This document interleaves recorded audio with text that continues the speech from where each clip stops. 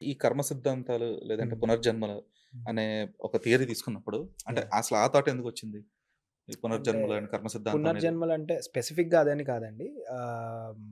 I am అంటే నా పర్సనాలిటీయే spiritually ఉంటాననమాట. ఓకే.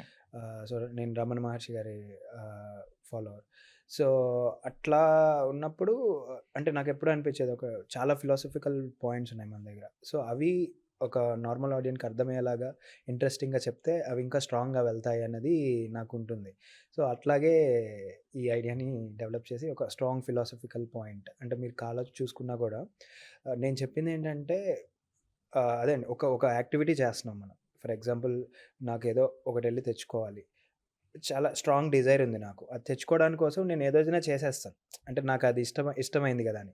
సో, ఆ యాక్టివిటీ వల్ల ఒకరికి మంచి జరగొచ్చు, లేదా ఇంకొకరికి చెడు జరగొచ్చు. ఆ బ్యాక్ ఎండ్‌లో ఎఫెక్ట్ అయ్యే వాళ్ళ గురించి మనకు తెలీదు.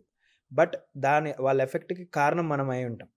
సో, ఇది ఎప్పుడు ఆన్సరబుల్ హ్మ్. అన్నప్పుడు ఇట్లా చేద్దాము బ్యాక్ ఎండ్‌లో జరిగే ఎట్లా ఇన్‌ఫ్లూయెన్స్ చేస్తాయి మనల్ని అన్నట్లు జస్ట్ ఇట్స్ ఎ థాట్. అదే నిజంగానే అలానే జరుగుతదని ఏం గాదండి. అవును. It's a way of presentation అంతే. ఓకే. సో, ఈ పాయింట్ మీకు సుజిత్ చెప్పినప్పుడు యాహ్! ఇలాగ ఒక పునర్జన్మలు అవ్వచ్చు, లేదంటే కర్మ సిద్ధాంతం అవ్వచ్చు. సో, దానికి అంటే మీకు కూడా మీరు కూడా in the way of spiritual thought not too ప్రాసెసా? మచ్ అండి. అసల I some am easy going guy. Okay. So, మరి మీరు ఆ థాట్ ప్రాసెస్‌ని మీరెలా కన్సీవ్ చేసుకోగలిగారు? అంటే నాకు ఆహ్, పాయింట్ ఎక్సైటింగ్ అనిపించిందండి. హ్మ్. ద వే ఆఫ్ మనం అంటే ముందు నుంచి గూడా ఏందంటే ఇంట్రాగేషన్ రూము.